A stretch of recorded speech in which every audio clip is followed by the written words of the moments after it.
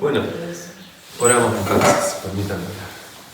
Amado y poderoso Dios que estás en los cielos, gracias por tus bendiciones, porque tú nos amas, porque nos bendices, porque nos das el privilegio de ser tus hijos y porque tenemos este lugar, Señor, ahora y este espacio de tiempo para adorarte de una forma especial.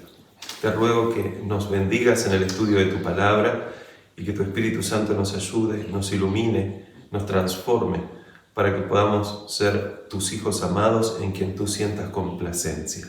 Te lo rogamos sin merecerlo en el nombre de Jesús. Amén. Bueno, lo primero que quisiera decir es que cada uno de nosotros, cuando estudia la Biblia en profundidad, es casi imposible no darse cuenta de que estamos viviendo momentos muy solemnes en la historia del tiempo. Pero la cuestión es que Cristo prometió volver y no ha venido todavía, y la pregunta es ¿por qué? Y nosotros, siendo de que somos la última iglesia que existe, la última iglesia en la cronología del Apocalipsis, la iglesia que tiene más luz que todas las demás, ¿cuál es la función que tiene la iglesia? ¿Por qué no vino Jesús todavía? Y eso tiene que ver muchas veces, obviamente, con falta de consagración, con falta de comprensión de las cosas de Dios, pero tiene que ver también con tristes repeticiones del pasado que nuestros antepasados, no necesariamente de quienes descendemos, pero sí nuestros padres espirituales, los primeros que empezaron a comprender este tema, y antes, incluso en los tiempos de Jesús, y antes incluso, han cometido. La Biblia enseña que nosotros somos salvos por gracia mediante una fe que obra, pero eso parece que es fácil decirlo. A veces no se entiende bien, pero la cuestión es que si no se entiende bien, nuestra vida no se va a corresponder con lo que debería ser. Y quizás para poder entender esto más en profundidad deberíamos ir a la Biblia ahora y leer lo que dice Éxodo capítulo 20. Pero no vamos a leer los 10 mandamientos, ustedes los conocen. Vamos a leer cómo empiezan los 10 mandamientos. Vamos a ir a Éxodo capítulo 20, versículo 1. Ese es un versículo clave, es un versículo de preámbulo. Ustedes han leído el libro de Job y saben qué sucedería con la interpretación del libro de Job si ustedes no tuvieran el capítulo 1 y el capítulo 2 de Job. Imagínense, ustedes están leyendo Job, pero arrancan por el capítulo 3. Les aclaro cuál es el capítulo 1 y el capítulo 2, donde se muestra qué pasaba, cuál era el trasfondo. Había una guerra. Dios le permite a Satanás tentar a Job y pasan después todas las cosas. Las cosas empiezan a pasar de una forma especial a partir del capítulo 2, pero en el capítulo 2 todavía hay un diálogo entre Dios y Satanás. Pero la cuestión es que si yo quito todo ese preámbulo, quito todo ese diálogo, ¿qué entenderían ustedes por el libro de Job?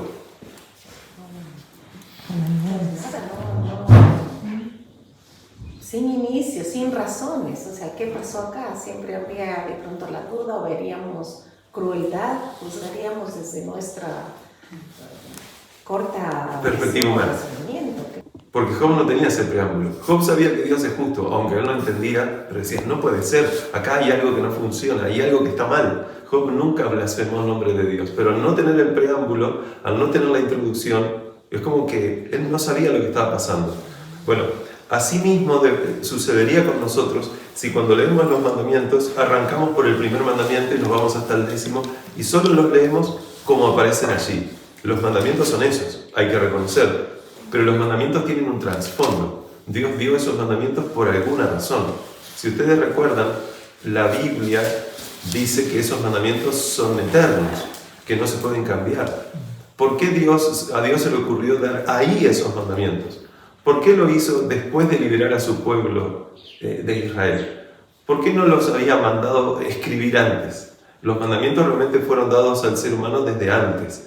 Pero ¿por qué Dios ahí, desde la cumbre, desde el monte de Sinaí, habla los 10 mandamientos? ¿Qué sucedió? ¿O qué debía suceder en la mente de sus hijos para que Dios se viera en la necesidad de transmitirle esos mandamientos en ese momento? Y la clave está en el preámbulo. Y aunque esto tiene mucho más contexto porque arranca en el capítulo 19, pero solamente deberíamos leer el versículo 1 del capítulo 20 y ya darnos cuenta del contexto. Dice el versículo 1, y habló Dios todas estas palabras diciendo, yo soy Jehová tu Dios, que te saqué de la tierra de Egipto, de casa de servidumbre. Entonces luego dice, no tendrás dioses ajenos delante de mí. Fíjense una cosa, ahí dice, yo soy Jehová tu Dios que te saqué de la tierra de Egipto de casa de servidumbre. Y entonces vienen los 10 mandamientos. Parece que los 10 mandamientos entonces, que Dios les ordena a sus hijos, son la consecuencia de algo que Dios hizo antes. ¿Qué es lo que Dios hizo antes de acuerdo al versículo 2? Lo sacó de la tierra de Egipto. Lo sacó de la tierra de Egipto. ¿Pero quién lo sacó de la tierra de Egipto? ¿Ellos salieron por sus propios medios? ¿Ellos salieron de la esclavitud por obras humanas? ¿Qué es lo que ellos tuvieron que hacer para poder ser sacados de la tierra de Egipto? Que no hizo Faraón. Obedecer a Dios. ¿Y en qué tenían que obedecer para poder salir de la tierra de Egipto? Los órdenes que dio en la Pascua. Exacto. Pero noten que para poder hacer eso, porque eso parecía algo como por arte de magia, la Biblia no enseña que existe magia, pero si ellos no creyeran en ese Dios poderoso, podrían decir, bueno, esto es lo mismo que vimos en Egipto, hay cosas raras, místicas y ocurren. Bueno, Dios les había mandado, noten que en las primeras 9 plagas Dios no les manda nada, sencillamente los protege, pero en la 10ª plaga les dice que crean que realmente Él va a venir, que se va a llevar la vida de los primogénitos y que ellos para poder evitar ese mal que venía sobre los primogénitos y sobre esas familias, tenían que creer en Dios. Entonces, el pintar con sangre en los dinteles de la puerta fue una expresión de su fe. Si ellos no creían, era imposible que hicieran eso. Porque humanamente hablando eso parecía una locura. Pero para Dios no era locura para el mundo. Entonces, noten que lo que tenían que hacer ellos para poder ser sacados de la tierra de Egipto era creer. Faraón no creyó. Faraón lo que hizo fue pensar de que ese Dios no debería ser tan poderoso, que ese Dios quizás no habría ni siquiera que adorarlo. Incluso fue tan osado que dijo, ¿quién es Jehová para que yo le adore? O para que deje ir a tu pueblo para que le adore. O sea, fue alguien sumamente arrogante y Dios no quería que su pueblo fuera así. Entonces dice la Biblia que Dios lo que hizo fue algo que fue sacarlos de la tierra de Egipto y como consecuencia entonces le da 10 mandamientos para guardar. Yo pregunto, ¿podían ellos guardar los 10 mandamientos si Dios no los sacara de la tierra de Egipto? No. Pero piensen bien, ¿qué significa? ¿Que entonces mientras estaban en Egipto estaban justificados para pecar?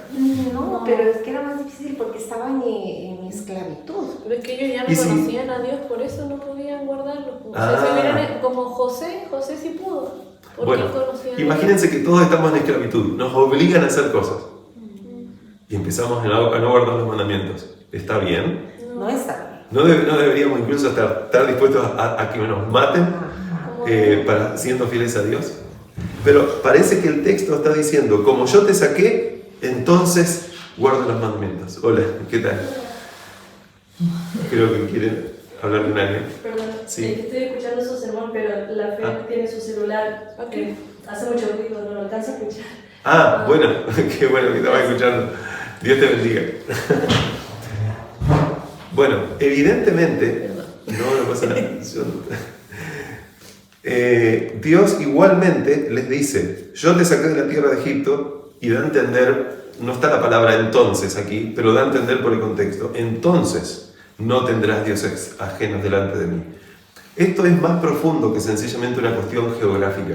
No es que dentro de Egipto ellos estaban justificados en no guardar los mandamientos. Ahora, como Dios los saca de Egipto, ahora estaban obligados a guardar los mandamientos. No, esto tiene que ver con otra cosa. Esto tiene que ver con lo que Dios realmente quería hacer en ellos. Porque lo que Dios hizo al sacarlos de un lugar a otro era un símbolo de lo que Dios quería hacer en el corazón humano. Por eso, Egipto en la Biblia es una representación del pecado. Y salir de Egipto es una representación de que Dios te limpia de ese Egipto, te quita de ese lugar para que tú puedas adorarlo como Él quiere. Pero no hay un lugar en este mundo donde pudiéramos decir, acá sí vamos a adorar a Dios. Porque si existiera, significa que todos los otros lugares geográficos están justificados de pecar. ¿Se va entendiendo lo que estoy diciendo? Y nadie está justificado de pecar. Dios no los estaba justificando a ellos, diciendo, ay, pobrecitos, como viven en Egipto, no guardan el sábado, pero no pasa nada. No, ¿cómo que no pasa nada? Sí pasaba. Por lo tanto, Dios, de lo que está hablando aquí, es de algo espiritual. Hay algo geográfico, hay algo físico que representa la obra de Dios en el corazón humano. Cuando aquí dice, yo soy Jehová tu Dios, que te saqué de la tierra de Egipto, de casa de servidumbre, significa, yo tengo poder para librarte de esa situación de pecado en la que te encuentras. Por lo tanto, habiéndote yo librado de esa condición de pecado en la que te encuentras, te habilito para poder guardar los mandamientos. Por lo tanto, vamos a pensar en lo siguiente. Esto es importante, lo que dije es importante, pero acá necesito especial atención en estos 5 minutos que nos quedan. Yo puedo. La Biblia dice que ¿qué cosa es el pecado? Díganme, ¿qué cosa es el pecado de acuerdo a la Biblia? Ahí está, la transgresión de la ley de Dios. Si yo transgredo la ley de Dios, ¿qué cometo? Pecado. Y si cometo pecado, ¿qué soy? Pecador. Pecador. Y si Dios me limpia de pecado, ¿qué paso a ser? Santo. Santo, es correcto, justificado. ¿Podría decir que sigo siendo pecador si Dios me limpió de pecado? No. Imagínense cuando vayamos al cielo, ¿no? Ya no vamos a cometer pecados. Deberíamos dejar de pecar antes de ir al cielo, igualmente, porque si no, no vamos nada. Pero vamos a suponer que vamos a pensar en el cielo. En el cielo, evidentemente, alguna vez de nuestra vida nosotros habíamos pecado. Pero que hayamos pecado no nos convierte en ese momento en pecadores allá en el cielo, porque en el cielo no seremos pecadores. ¿Qué debe ocurrir para que una persona delante de Dios sea considerada no pecador? Ser justificado por Jesús. Ser justificado. ¿En qué momento puedo ser justificado? Cuando creo en Jesús. Cuando creo, cuando acepto a Jesús. Entonces, ¿en qué momento puedo pasar de no pecar, de pecar a no pecar? Si yo creo, ¿en qué momento puede suceder eso? Cuando pido perdón, me arrepiento y soy limpio por Jesús. Excelente. ¿Y en qué momento? ¿Yo tengo que esperar hasta la segunda venida de Jesús para eso? No, cuando me encuentro con Jesús. Exacto, puede ocurrir en cualquier momento. Ahora, seamos sinceros. Que yo sea justificado en ese momento y no ser considerado por Dios pecador en ese momento, ¿significa que me quita la posibilidad de pecar 5 minutos después? No, yo puedo volver a convertirme en pecador. O sea, yo puedo estar las 24 horas pecando y dejando de pecar, pecando y dejando de pecar, pecando y dejando de pecar. Claro, Dios quiere perdonarme, pero Dios quiere que eso deje de existir. Dios quiere que eso se vaya dilatando tanto en el tiempo, entre pecado y pecado, la distancia sea tan grande que ya no exista más. Ese es el ideal de Dios. Por lo tanto, cuando acá la Biblia habla de la ley de Dios y dice, yo te saqué de la tierra de Egipto, de casa de servidumbre, yo te libré del pecado, es lo que está diciendo. Yo perdoné tus pecados. Tú tienes que creerme. Y ahora te habilité, te di un corazón nuevo para poder guardar mis mandamientos. Porque no se puede guardar los mandamientos de Dios con este corazón perverso, malo, del viejo hombre o vieja mujer, pecaminoso que tenemos, solo con ese corazón. Podemos tener toda la naturaleza pecaminosa que queramos, pero si nuestro corazón no es transformado, no vamos a poder entregarnos a Dios. O mejor dicho, podemos tener incluso naturaleza no pecaminosa, que no la tenemos, la vamos a tener cuando venga Jesús por segunda vez. Pero si nuestro corazón no está entregado a Dios, vamos a terminar como Adán, que no tenía naturaleza pecaminosa y pecó. O sea que cuando hay personas que dicen que se necesita naturaleza pecaminosa para pecar, es mentira. ¿Qué naturaleza tenía Lucifer cuando pecó? Santa, no pecaminosa. ¿Qué naturaleza tenían 1/3 de los ángeles que cayeron? No pecaminosa. ¿Qué naturaleza tenían Adán y Eva cuando pecaron? No pecaminosa, santa, perfecta. No había nada malo ni siquiera en la naturaleza. O sea que la naturaleza no es la culpable del pecado. Acuérdense que el pecado arranca con una naturaleza no pecaminosa. En una naturaleza no pecaminosa. Claro, nosotros tenemos la desventaja que además tenemos la naturaleza pecaminosa. Pero esto no pasa por la naturaleza. Esto pasa por la actitud que tenga la persona, por las decisiones que tome la persona, por cómo utiliza el libre albedrío. Porque con naturaleza pecaminosa y todo, Dios no nos quitó el libre albedrío. Seguimos teniendo libre albedrío. Y ese libre albedrío nos habilita a que a través de la fe podamos recibir las bendiciones de Dios, podamos ser perdonados, podamos ser justificados. Y en el momento en que somos justificados, y entonces Dios nos da ese nuevo corazón, aunque te dure un segundo, porque después no quisiste saber más nada con Dios, pero ese es otro tema. Pero en el momento en que Dios te lo da, en ese momento tú puedes guardar los mandamientos. Si tú no crees en Dios como Dios quiere, si tú no te entregas a Dios como Dios quiere, si tú no te rindes a Él como Él quiere, y tú creíste que estuviste guardando los mandamientos porque los guardabas en la letra, no trabajabas en el sábado, pero eso no es guardar los mandamientos. Guardar los mandamientos solo se hace por fe. Por eso Dios le dio los mandamientos luego de liberarlos del Sinaí. Fue en de Egipto. Fue en el momento del Sinaí que le dio los 10 mandamientos. Por lo tanto, podríamos decir que si el preámbulo, que es el versículo 1 y 2, especialmente el 2, que dice: yo soy Jehová tu Dios, que te saqué de la tierra de Egipto, de casa de servidumbre, y entonces vienen los mandamientos, significa que lo que habilita al ser humano a guardar los mandamientos es el poder de Dios de sacarlos de la casa de servidumbre, o sea, sacarlos del pecado. ¿Se va entendiendo? Por lo tanto, los 10 mandamientos no son 10 órdenes, son órdenes también, no podemos negar, porque acá Dios te ordena que hagas, pero por encima de la orden hay algo que es mucho más precioso, y son promesas. Dios te promete que si crees que Él te sacó de tierra de Egipto, de casa de servidumbre, entonces no tendrás dioses ajenos delante de mí. Entonces no te harás imagen, y como dice el mandamiento número 2, entonces no tomarás el nombre de Jehová tu Dios en vano. Entonces vas a guardar el sábado. Entonces honrarás a tu padre y a tu madre. Entonces todos los mandamientos. O sea, yo para poder guardar los mandamientos hay una condición previa. Y esa condición previa implica fe. ¿Fe en qué? En que Dios puede transformar mi corazón. Que Dios me puede convertir en una persona sin pecado. Lo cual no significa que Él me haya quitado la naturaleza pecaminosa. La voy a seguir teniendo. Pero es tan poderoso Él que puede darme un nuevo corazón que me habilite a guardar los mandamientos. ¿Se entiende esto?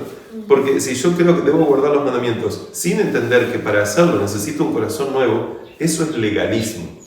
Eso es lo que entendieron los mismos hebreos cuando luego de escuchar todos los mandamientos de Dios, dijeron: todo lo que Jehová ha dicho, ¿se acuerdan cómo sigue? Nosotros lo haremos, y lo repitieron varias veces. Todo lo que Jehová ha dicho, haremos. Claro, ellos creyeron que eran órdenes, pero no se pueden cumplir estas órdenes. La Biblia dice que nuestra carne no se puede someter a los mandamientos de Dios. Se necesita un corazón transformado para que eso ocurra. Y si no ocurre, tristemente, vamos a poder creer que estamos guardando los mandamientos, pero vamos a terminar como el joven rico, que fue al encuentro de Jesús, y en ese diálogo, cuando le dice: ¿cuáles mandamientos tengo que guardar? Y Jesús le dice cuáles, él dice: todo esto lo he guardado desde mi juventud. Pero cuando nosotros vamos a la Biblia, vemos que él no estaba guardando ninguno. No amaba a su prójimo, no estaba dispuesto a vender cosas para ayudar a su prójimo. Y la Biblia también dice que quien no guarda un mandamiento, ¿cuántos mandamientos no guarda? Ninguno. O sea que 10 menos 1 es 0. El joven rico no estaba guardando ninguno, pero él creía que los estaba guardando todos. Así podemos estar nosotros, porque guardamos los mandamientos con nuestras pobres fuerzas humanas, creyendo que esto se trata solamente de hacer cosas, y resulta que no estamos guardando los mandamientos. Los mandamientos no se trata de hacer, los mandamientos se trata de creer, pero no es una fe pasiva, muerta, sin obras. Es una fe que obra, es una fe activa. Es la fe de Gálatas 5:6, que dice que es la fe que obra por el amor. Los mandamientos son obras, claramente, pero esas obras no son obras humanas. Son obras que ejecutan los seres humanos, pero que están guiadas por Dios. Por Dios, cuando transforma el corazón del ser humano, y el ser humano, habiendo creído en esa transformación, está dispuesto a avanzar. Culmino con recordarles el caso del paralítico. ¿Creyó el paralítico cuando Jesús le dijo: levántate y anda? Para levantarse y andar, ¿se necesitó de la fe de él? Sí. Entonces, ¿él lo que hizo fueron obras humanas? No, porque esa fe implicaba que él tenía que hacer algo, tenía que demostrar que tenía fe. Pero él jamás podía haberse levantado para demostrar absolutamente nada si él no hubiera tenido fe. Si él hubiera dicho, sí, me voy a levantar y voy a andar, pero en la mente estaba diciendo, no, esto no se puede. Este hombre que está acá, ¿quién lo conoce? No sé, voy a solamente hacer el amague de que me voy a levantar para no dejarlo mal parado a este hombre que lo tengo acá al lado. No, él no hizo eso, porque si hubiera hecho eso, él se quedaba paralítico. Entonces, si tú crees que se pueden guardar los mandamientos sin el poder de Dios, porque esto es clave, para guardar los mandamientos se necesita el poder del Altísimo. Por eso es que Jesús tiene que morar en ti, de acuerdo a Gálatas 2:20. Cristo tiene que vivir en ti, no vivir yo solamente. Tiene que vivir Cristo en ti. Más, no vivo yo, dice Pablo, sino que vive Cristo en mí. Cuando eso ocurre y tú crees, y se une entonces el poder divino con la voluntad humana, Elena de White dice que pasamos a ser omnipotentes. No es porque por naturaleza lo seamos, es porque tenemos el poder de la omnipotencia. No para hacer lo que queramos tampoco, es para hacer la voluntad de Dios. Y cuando hacemos eso, nada ni nadie puede estar contra nosotros. Porque la Biblia dice, si Dios está con nosotros, ¿quién contra nosotros? Y aunque nos maten, habremos sido testimonios vivientes de que Dios tiene poder para convertir a pecadores y sacarlos de las tinieblas y llevarlos a su luz admirable. Vamos a seguir mañana. Esto fue una introducción de lo que vamos a seguir viendo. Pero bueno, que Dios los bendiga grandemente. No sé si tienen preguntas, comentarios, sugerencias. Uy, nos quedamos sedientos, es poco el tiempo. Muy bonito. Bueno, gloria a Dios. Muchas gracias. Amén. ¿Les parece que oremos? Sí. Vamos a orar.